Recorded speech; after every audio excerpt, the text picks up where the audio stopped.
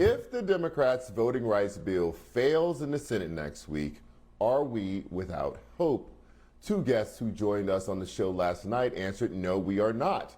In a compelling case for optimism, Ezra Levin, co-founder of Indivisible, and Niambi Carter, associate professor of political science at Howard University, argued that if the legislation backed by Senators Klobuchar and Manchin cannot overcome the Senate filibuster, stalwarts like Manchin and fellow Senator Kyrsten Sinema will face overwhelming pressure, leaving them no choice but to reform or kill the filibuster.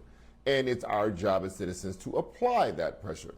Joining me now to discuss is Eleanor Clift, columnist for the Daily Beast.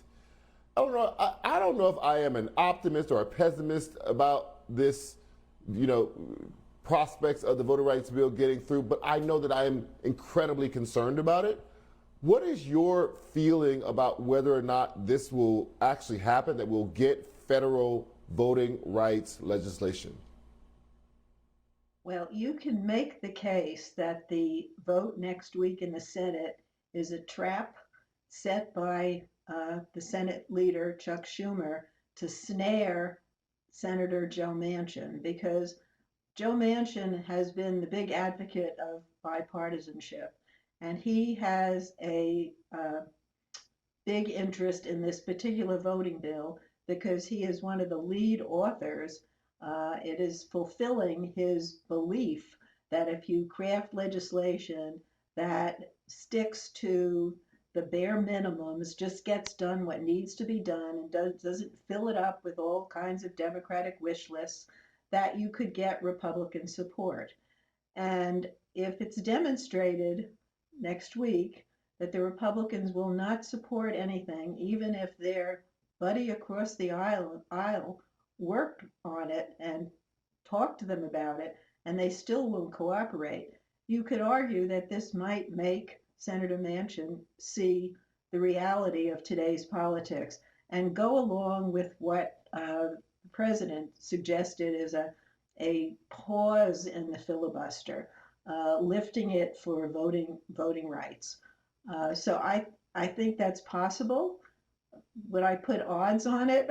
I don't know. I think probably my wish is stronger than my belief that it might actually happen. But it is plausible. And I think Senator Manchin doesn't want to be made a fool out of. And he's likely. I don't know that I'll say likely.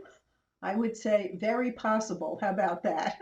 That's shaving the bologna very thin, isn't it?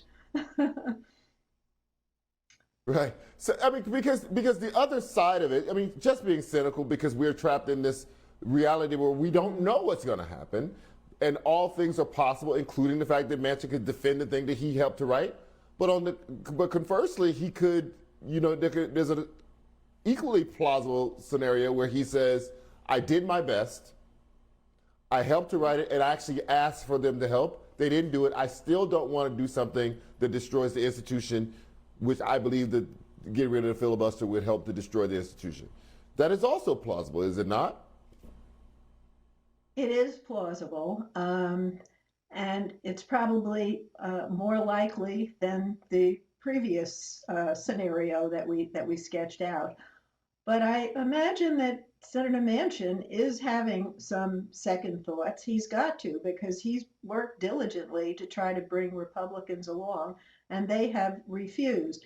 Now, he can point, I suppose, to 11 Republicans who voted to allow the Democrats to raise the debt ceiling on their own. I guess that's progress of a sort. But that is the most meager progress that I think any of us have ever seen. And I think if Senator Manchin doesn't adjust his views somewhat, if the Republicans are completely intransigent next week, I think that's going to be, it puts him on the spot. And anything that puts him on the spot at this point is critical, because he really alone, because I think if he shifted, Senator Sinema would probably follow his lead. I think Manchin is calling the shots on the timing of critical legislation, voting rights, the infrastructure, climate change, all the rest of it.